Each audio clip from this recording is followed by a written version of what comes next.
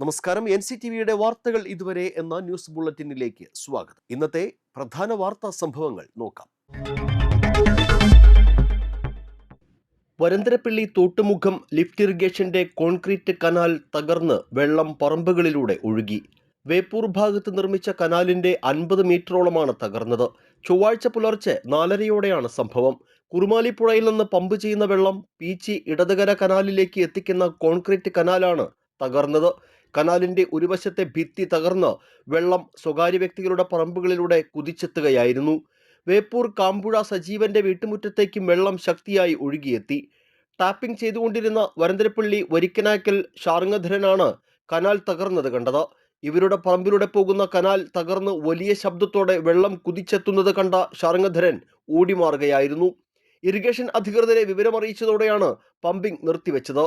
മുൻപും ഈ കനാലിന്റെ ചില ഭാഗങ്ങൾ തകർന്നിരുന്നു. നിർമ്മാണത്തിലെ അപാകതയാണ് കനാൽ തകരാൻ കാരണമെന്നാണ് ആക്ഷേപം.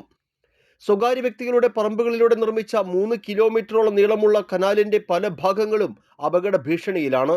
ഉയർന്ന ഭാഗങ്ങളിലൂടെ കടന്നുപോകുന്ന കനാൽ തകർന്നാൽ വെള്ളം താഴ്ന്ന പ്രദേശത്തെ വീടുകളിലേക്കും പറമ്പുകളിലുമാണ് എത്തുക.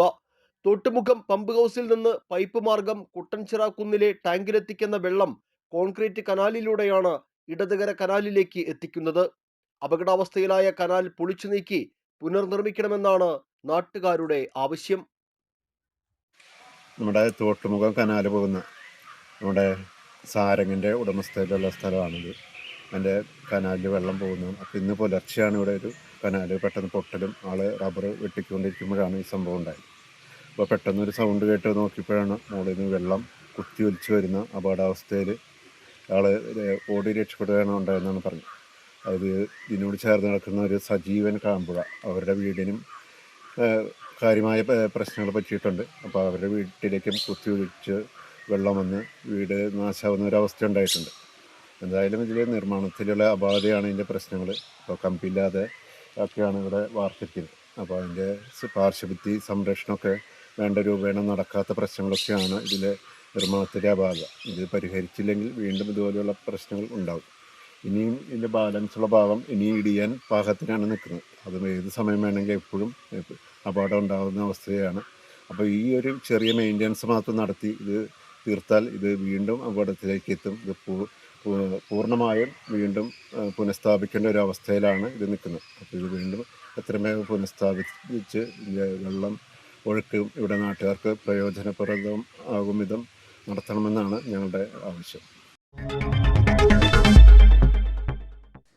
ചാലക്കുടി പുഴയിൽ ചാടിയ യുവാവിന്റെ മൃതദേഹം കണ്ടെത്തി. പൂലാനി സ്വദേശി 36 വയസ്സുള്ള വിമൽകുമാറാണ് മരിച്ചത്.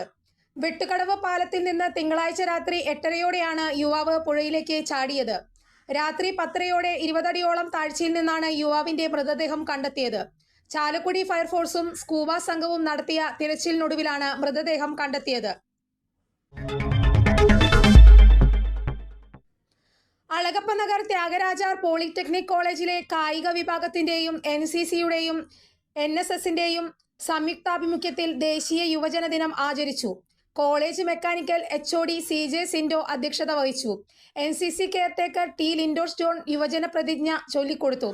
കായിക അധ്യാപകൻ Joby Michael, NSS programme officer CV Bibin എന്നിവർ പ്രസംഗിച്ചു. മറ്റത്തൂർ പഞ്ചായത്തിൽ BJP കോൺഗ്രസ് അവിശുദ്ധ സഖ്യമാണെന്നാരോപിച്ച് CPM കൊടകര പഞ്ചായത്ത് കമ്മിറ്റിയുടെ നേതൃത്വത്തിൽ പ്രതിഷേധ പ്രകടനവും പൊതുയോഗവും സംഘടിപ്പിച്ചു. ഡോക്ടർ P സരിൻ ഉദ്ഘാടനം ചെയ്തു. CPM ഏരിയ കമ്മിറ്റി അംഗം KC ജെയിംസ് അധ്യക്ഷത വഹിച്ചു. ഏരിയ സെക്രട്ടറി PK ശിവരാമൻ, ജില്ലാ കമ്മിറ്റി അംഗം TA Ramakrishnan, KJ Dixon, PR Prasadan, MR Ranjith, CM Babeesh, KD അപ്പച്ചൻ, അൻവർ സാദിഖ്, സ്വപ്ന സത്യൻ തുടങ്ങിയവർ പ്രസംഗിച്ചു. സംസ്ഥാനത്ത് സ്വർണ്ണവില സർവകാല റെക്കോർഡിൽ. പവന് 250 രൂപ വർദ്ധിച്ചതോടെയാണ് സ്വർണ്ണവില പുതിയ ഉയരം കുറിച്ചത്. 1,04,520 രൂപയായാണ് സ്വർണ്ണവില ഉയർന്നത്. ഗ്രാമിന് 35 രൂപയാണ് വർദ്ധിച്ചത്. 13,065 രൂപയാണ് 1 ഗ്രാം സ്വർണത്തിന്റെ വില. ഡിസംബർ 23-നാണ് സ്വർണ്ണവില ആദ്യമായി 1 ലക്ഷം കടന്നത്. പിന്നീടുള്ള ദിവസങ്ങളിലും വില ഉയരുന്നതാണ് ദൃശ്യമായത്. അന്താരാഷ്ട്ര വിപണിയിലെ മാറ്റങ്ങളാണ് കേരളത്തിലെ സ്വർണ്ണവിലയെ സ്വാധീനിക്കുന്നത്. വെനസ്വേലയിലെ അമേരിക്കൻ സൈനിക നടപടി അടക്കമുള്ള വിഷയങ്ങളാണ് സ്വർണ്ണവിലയെ സ്വാധീനിക്കുന്നത്. സുരക്ഷിത നിക്ഷേപം എന്ന നിലയിൽ സ്വർണത്തിലേക്ക് കൂടുതൽ ആളുകൾ എത്തിയതാണ് വില ഇപ്പോഴും ഉയർന്നു നിൽക്കാൻ കാരണം. കാലാവസ്ഥ.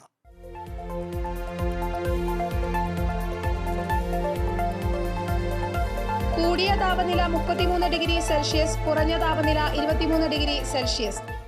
ചാലക്കുടി കൃഷ്ണ ജ്വല്ലറിയിൽ ഇന്നത്തെ സ്വർണ്ണവില. സ്വർണം ഗ്രാമിന് 13,065 രൂപയും പവന് 1,04,520 രൂപയും രേഖപ്പെടുത്തി. ഇതോടെ വാർത്തകൾ ഇതുവരെ എന്ന ന്യൂസ് ബുള്ളറ്റിൻ പൂർണ്ണമാകുന്നു. നന്ദി, നമസ്കാരം.